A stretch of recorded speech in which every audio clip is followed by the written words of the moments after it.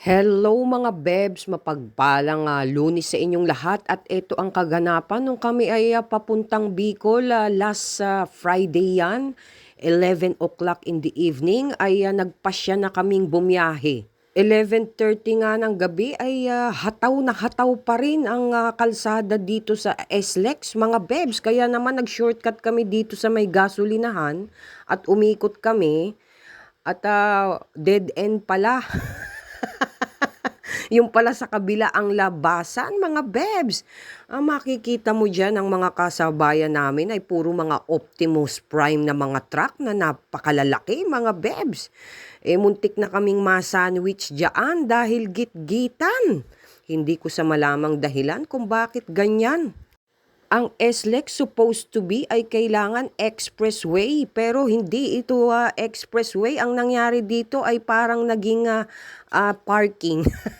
At yan nga JT, GT Express, nandyan yata ang aking mga parcel. Sana hindi muna sila dumating. Dahil wala ako sa bahay. So ayan, napapaligiran tayo ng mga truck, labasan na nila. Hindi ko alam kung saan sila papunta. Maaring kung saan kami papunta ay doon din sila papunta. Yan ang isa sa pinakakinatatakutan namin mga bebs sa kami ay pag kami ay bumabiyahe patungong Bicol at ang kasabayan namin ay yung mga ganyang kalalaking truck, lalo na pag nagsunod-sunod sila na parang tren, napakahirap mag-overtake dahil napakabagal nila, lalo na't paakyat sa bundok. Sa Quezon, pagka narating mo na yung kahabaan ng Quezon ay talaga namang paakyat at ang hirap umahon, lalo na't kung hindi ganun kalakas ang iyong sasakyan mga bebs. At tumigil nga kami dito sa Lucena sa Total Gasoline Station at namataan ko ito. Ang morning greetings at may papungsoy pa itong 7-Eleven dito. Kahit saan ka talaga magpunta, ang mga hayop ay lagi mo talagang kasama at lagi mong makikita rito. Hello, Mingming! Gusto kitang iuwi kaso papunta pa lang kami ng Bicol, mahirap na. Baka hindi ka papasukin sa hotel. Pero tingin ko alagang-alaga itong pusang ito rito. Yung ang forma mo pang summer. Tapos biglang umulan. Ha? Imbis na jacket ang dala mo, pandong.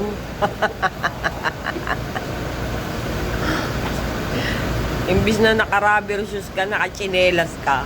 Ano ba naman yan? Sira forma ko mga bebs. Sirang-sira ang forma ko.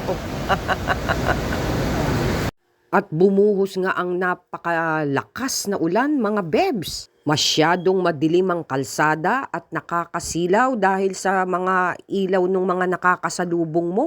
At kahit high quality pa ang wiper mo ay talagang talo siya sa buhos ng ulan mga bebs. At buti nga umigi ang panahon dito at maliwanag na dito sa may bundok dahil paakyat na kami at paahon at nandito na nga kami sa Tagkawayan. Dito ang istapan ng mga biyahero.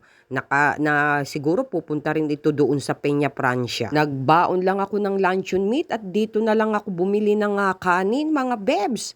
Naghahanap kami ng karinderya pero parang hindi ko type doon kumain. Gusto ko kasi pagkakain kami ay yung umuusok pa yung doon sa may karinderya, kaya alam mo bago yung mga niluluto nila. Yung tira naming ulam ay binigay na namin sa parking boys at mukhang nagutom sila dahil panay tingin doon sa aming pagkain at binigyan ko rin ng kwarta. At nag-effort sila mag-parking dyan. So dire-diretso na tayo sa biyahe natin mga bebs. Siguro aarangkada pa kami ng mga 3 hours dito mga bebs dahil kada isang bayan ay 1 oras o 1 oras at kalahati. Noon ay jeep pa ng biyanan ko ang ginagamit namin papunta rito. Buong pamilya kami at nang sumunod yung ako naman ang nagka-jeep ay yung jeep ko naman ang dinala ko rito at ngayong may kotse na ako, ito naman ang dala ko pero 2 na lang kami. At yan nga ang aming hotel. Shout out sa hipag ko na siya ang nag-book dito sa amin dahil wala na kaming available na hotel, mga bebs. Buti na lang nakatsyempo kami rito sa Villa Caceres, pero doble ang bayad. Dahil kung 4,000 ang iyong room ay magiging 8,000 yan dahil sa rate nila. At ayan nga ang Our Lady of Peña Francia. At ito yung hotel at yung biyanan ko. Ayan, naglalakad sila. At si Habi kasama niya. Iniintay kami at miss na miss ako ng biyanan ko. Miss na miss niya akong kakwentuhan, mga bebs. At andito pala sila sa swimming pool ng Villa Caceres. Sayang hindi ako nakapagdala ng bathing suit. Nang makaligo, pero wala na talagang time, mga bebs, dahil one night stay lang kami. Kaya naman napasayaw ako dahil tuwan-tuwa ako at nakarating kami ng maayos dito sa aming pupuntahan.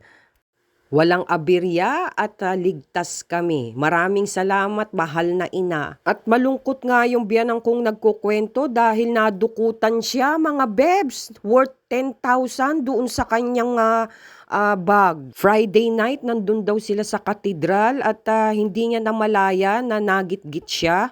At nakuha yung kanyang 10,000 at yung susi ng kotse, mga bebs. Inisip na lang daw niya baka nangangailangan yung kumuha. Yung 10,000 okay lang daw, pero yung susi ng kotse, mga bebs, yun ang problema, yung Fortuner nila. Dahil dun sa pitaka na yun ay doon nakalagay ang spare key. At yung susi talagang ginagamit nila ay nasa bulsa niya raw. Ano ba yan? Yun ay araw ng prosesyon, mga bebs. Habang nagpuprosesyon may mga octopus prime. Nawala kasi sa isip ng biyanang ko na ilagay niya sa harapan ng kanyang bag. Nasa gilid lang.